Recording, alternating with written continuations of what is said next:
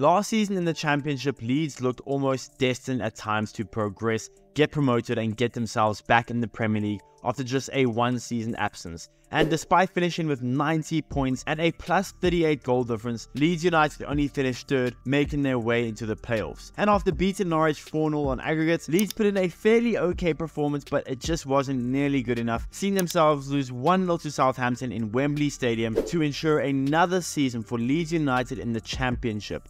And almost immediately, you just knew Leeds would lose some of their most prized assets. Archie Gray was destined to get snapped up by a bigger club, and he did by leaving Leeds United to join Tottenham Hotspur for £40 million, and now most notably Leeds United are set to lose last season's Championship Player of the Season, someone who I made a video about a while ago, and someone who finished last season for Leeds United, playing 49 games and scoring 21 goals, getting 10 assists at just the age of 22 in all competitions.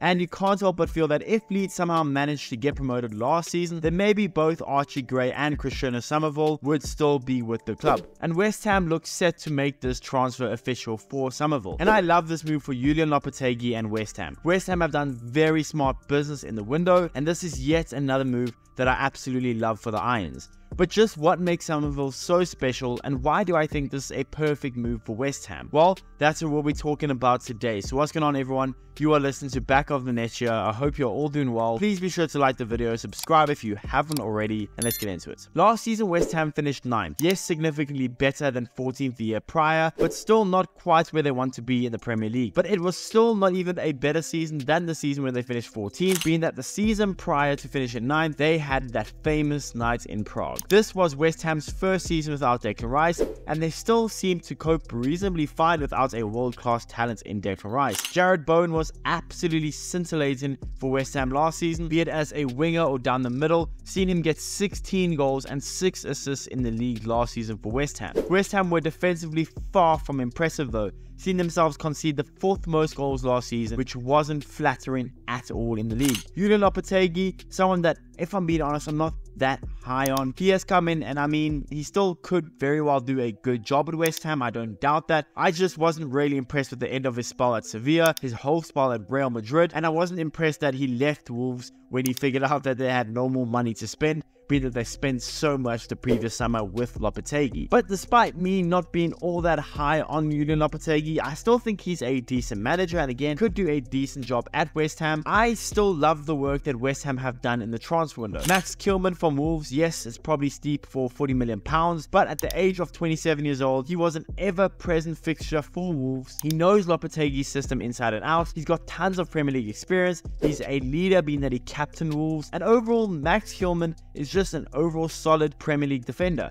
And I think £40 million, yes, is steep for a 27-year-old. That's not going to shatter the world with his defensive attributes, but he's still, again, a solid Premier League defender that has had tons of experience, knows Lopetegui's system. I think it's a pretty good deal. On top of that, now West Ham looks set to secure one of the better defensive fullbacks in the Premier League in Aaron Wan-Bissaka from Manchester United. Again, I'm not saying he's one of the better fullbacks in the Premier League, he's just one of the better defensive fullbacks. And like I said earlier, we all know West Ham absolutely need to make themselves better defensively. West Ham also look like they might also land someone like Nicolas Fulkrug from Dortmund. Again, another solid striker option in the team. They brought in an 18-year-old right winger from Palmeiras in Brazil for 23 million euros in Luis Guilherme, who will need some time but probably will still develop very nicely in the future. Don't know if he'll be amazing for West Ham right now, and again, he probably needs some time, maybe off the bench or maybe even potentially as an under 23 for West Ham here and there. They've sold the likes of Said Benrahma, Downs and Kerr for a combined 43 million euros and now have brought in 22-year-old Championship Player of the Season from last season from Leeds United in Crysencio Summerville, someone who was heavily linked to Liverpool for the past 6 months, and yet somehow West Ham have secured him for a very good price of just £25 million. Summerville is one of the most well-rounded and electrifying young wingers in the world. Outside of probably aerial duels, there's really not much Summerville is really bad at. Summerville is an excellent dribbler, he is superb as a chance creator and playmaker, he can be lethal in the final third, proven to be a goal and an assist machine on the regular basis.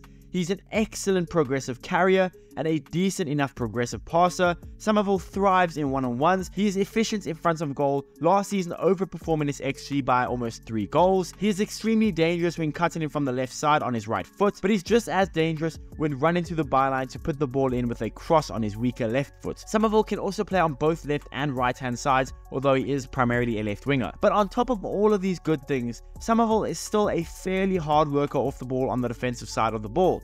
And the only real downside, again, I could say, the only real downside is he's not amazing in the air, but I mean, not many wingers really ever are. If I wanted to really cherry pick though, I could say that he maybe gets too aggressive sometimes and lose the ball instead of just maybe recycling. But otherwise, he is an extremely high level, electrifying winger that completely bossed the championship last season, proving that he is ready for the big stage in the Premier League. Summerville will now be joining a West Ham attacking unit with the likes of Mikel Antonio, Danny Ings, Jared Bowen, Cornet, Mohamed Kudus, and Lucas Paqueta. This is a very good attacking unit, with many of their players being able to play multiple positions.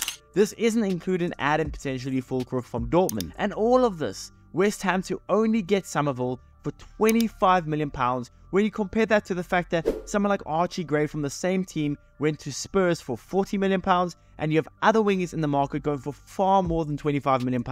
It's a complete steal for West Ham, and honestly is an awesome move with, in my eyes, very little downside for Lopetegui and his men. I don't see Summerville flopping at all in the Premier League, but if he does, well then you only paid £25 million for someone that is still fairly young, and you could loan him out or you could still look to develop him. I love this move for West Ham, and I'm very excited to see Summerville take the step up, play in the Premier League alongside the guys like Kudus, Jared Bowen, Lucas Paqueta. I'm very excited for that, and I'm very excited to see what Summerville can do in the Premier League this season. West Ham got themselves a steal.